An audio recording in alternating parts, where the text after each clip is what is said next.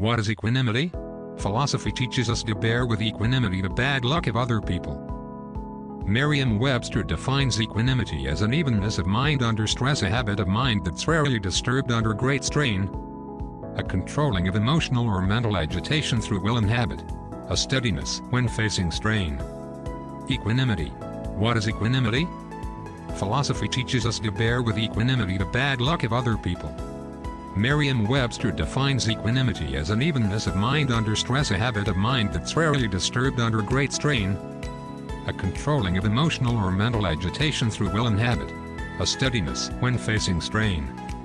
Equanimity is a practice, most often discussed in Buddhist and Sufi traditions. Equanimity is the base for wisdom and freedom and for compassion and love.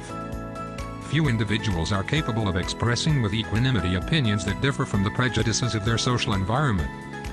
Most individuals are even incapable of forming such opinions. What does equanimity look like? Equanimity is the capacity to stay neutral, to observe from a distance, and be at peace without getting caught up in what we observe. It is the capacity to see the big picture with understanding and without reacting, for instance, to another's words, ideology, perspective, position, premise, or philosophy. Essentially, we take nothing personally, refuse to be caught up in the drama our own or other people's. Equanimity allows us to stand in the midst of conflict or a crisis in a way where we are balanced, grounded and centered. Equanimity is the qualities of inner peace, well-being, vitality, strength, and steadfastness. Equanimity allows us to remain upright in the face of the strong winds of conflict and crisis, such as blame, failure, pain, or disrepute, the winds that set us up for suffering when they begin to blow. Equanimity protects us from being blown over and helps us stay on an even keel. How do we develop equanimity?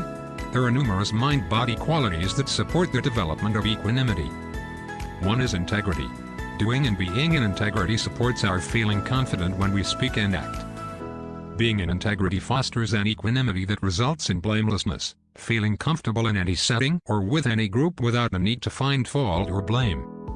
Another quality that supports equanimity is faith, not necessarily a religious or theological faith, a faith based on wisdom, conviction or confidence. This type of faith allows us to meet challenge, crisis or conflict head-on with confidence, with equanimity. A third quality is that of a well-developed mind, a mind that reflects stability, balance and strength. We develop such a mind through a conscious and consistent practice of focus, concentration, attention and mindfulness.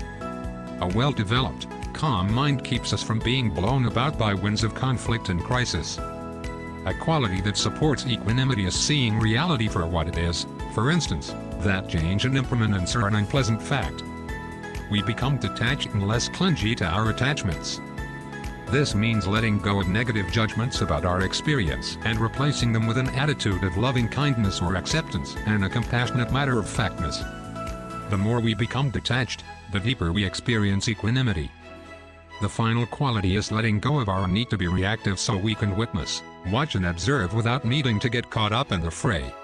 The winds maintaining a consistent relaxed state within our body as sensations move through. Equanimity, thus, has two aspects, the power of reflection and an inner balance, both of which support one to be mindful, awake, aware and conscious. The greater the degree we are mindful, the greater our capacity for equanimity. The greater our equanimity, the greater our ability to remain steady and balanced as we navigate through the rough waters and gusty winds of change, challenge and conflict. What happens when we are out of balance, lacking equanimity? In our everyday physical world, when we lose our balance, we fall. In our emotional world, we stuff our feelings and emotions, deny them or contract around them. Or we identify with a particular thought, feeling or emotion, hold on to it rather than allow it to flow through us or pass like a cloud in the sky. The middle ground is equanimity, the state of non-interference. Equanimity allows for a deeper, more fulfilling experience.